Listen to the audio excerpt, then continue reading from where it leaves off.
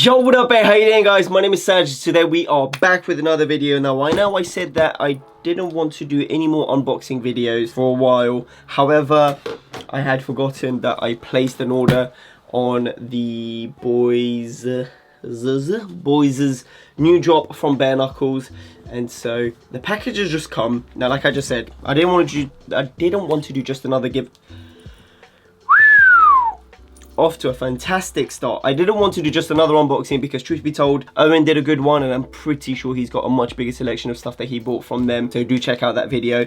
But I also wanted to touch upon an interesting subject which was raised in my previous video when I compared the 3 cargo trousers that were made by various YouTubers, and that's the whole notion of YouTuber brand. Now, I'm going to take a quick little freeze frame here. Yes, I am discussing about YouTuber brands, but it's only going to be on a very light level. Basically, I had recorded this video and once edited, it came down to like 30-40 minutes, which is way too long, and I felt like it was trying to do too much with having both the unboxing and also discussing such a heavy topic. So what I instead decided to do is kind of give you guys, or just answer the most prominent questions now, and then do an entire separate video with regards to my thoughts and yours about YouTuber brands and where they stand and how we should react and treat them.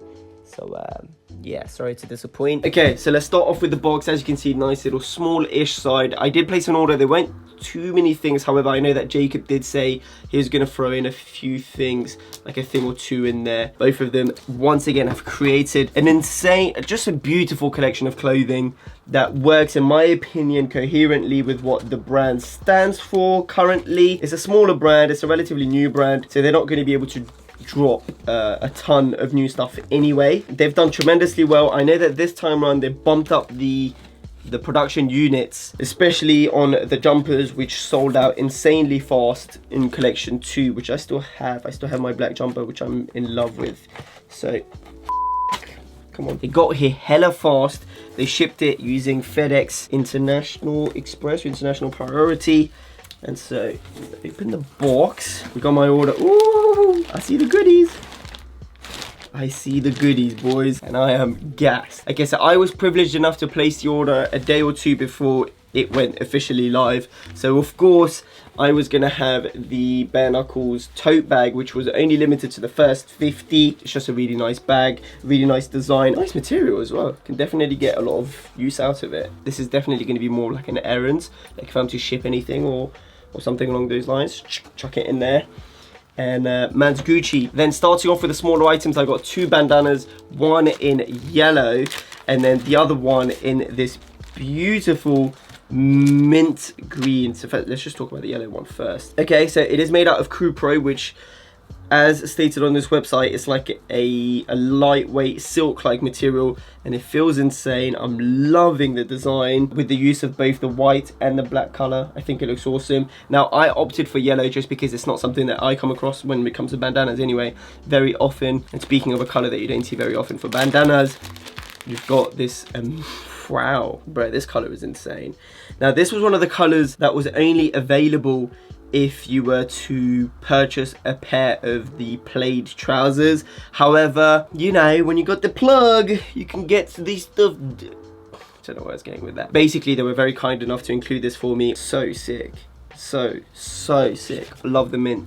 Genuinely amazing color. Then we have, brother, I'm so gassed. These are so beautiful. Then we have the 2 short sleeve shirt. Now, I was interested into getting this in hand and seeing how they're going to fit, and as you can see right off the bat, they look insanely boxy. It's very short in the body, it looks wide. I love the Bare Knuckles detail that can be found on the left chest. The material is insane. What is it? Size medium, by the way. Yeah, 100% Cupro, so super lightweight. I just love the cut, and I love how wide and boxy and also sort of long-ish the sleeves are. So the drop shoulder and the combination of a long sleeve should give you guys a very nice silhouette. So this is the white, oh, I think they called it the cream or ivory or off-white version with the red Bare Knuckles chain stitch logo. And then we also have it in the, boom, we also have it in the slate colorway. Ooh, this one's fire. this one is absolutely fire. I personally swayed more so towards the slate colorway just because I feel like I'm going to get a lot more wear out of this one. But boy, they're both insanely sick. Again, the bare knuckles chain stitch on the chest, left chest, this time in this ivory yarn. This is very, very nice. This is a really nice product. I'm excited to see how it looks, how it's going to look on body. And it features a very lovely camp collar, which you guys know we're big fans of in here. Which, okay, so we've got 3 more items. Will the brand stand on its own without its YouTube support? Which I think is a very interesting question, and also one that is slightly, not necessarily unfair, but I feel like it's not compared rightly, because people want to see a separation between the creative director and the brand. And by creative director, I mean the YouTuber and the brand.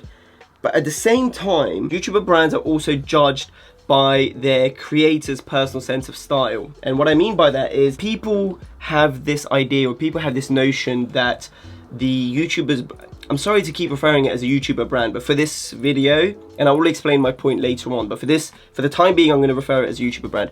People correlate the YouTuber brand with their personal aesthetic, and if they like the YouTuber and they like their personal sense of style, they feel as though they will like the clothing, which makes total sense. However, and the reason why I think this comparison is unfair, if you look at creative directors, just in the real fashion world, yes, they will wear some of their creations, and that is the one reason why I love Rick Owens. He stands by his message, he stands by his vision, he rocks pretty much Rick Owens head to toe all the time. But then if you take a look at someone like Raf Simons, or just most designers, they dress like shit.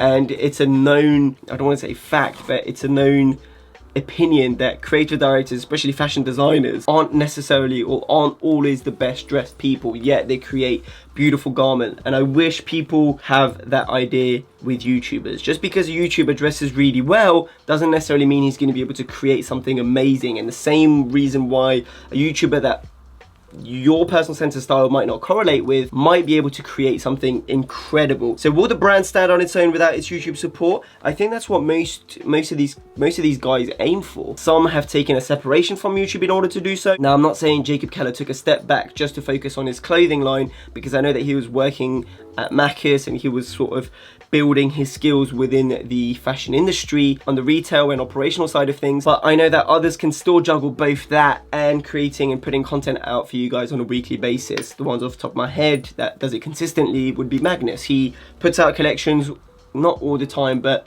works on them day and night basically, and still able to create content. And I don't think that it's fair to say, will it be able to stand on its own without its YouTuber support? Just because obviously this is what they've built and they're going to use their platform in order to push what they have created, especially if they're excited and if they're proud about it. I don't think that's necessarily a bad thing. Moving on to, we got the shorts, man. We got the shorts. I'm not a big fan of shorts in general. Like, I don't buy a lot of shorts. I don't wear a lot of shorts. I feel like I can get away with wearing trousers and I'm just fine. Like, I'm not insanely cold or anything. I'm not insanely warm or anything. But these I am insanely hyped about. These are the black cargo shorts with the pocket, and this time it features a black on black stitching, which I think makes them look absolutely insane. I love the pocket designs. This time they've included an extra pocket as well that just sort of slits on the side and you can just slip your hands through, which I think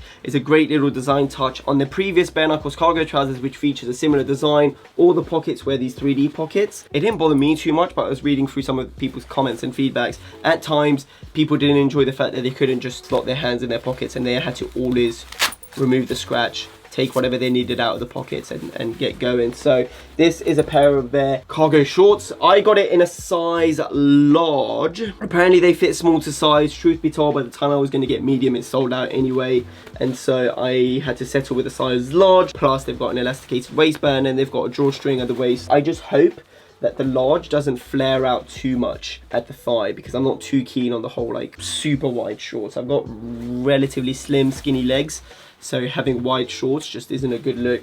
And from the looks of things, I'm really enjoying the length of the shorts themselves. They seem like they're going to fit absolutely amazing, which I am very gladly accepting. Very gladly accepting. makes no sense. They're fire. Then, last but certainly not the least, we have quite possibly the it items from that collection, and those were the jumpers. Oh, they're so fire. I'm telling you, man.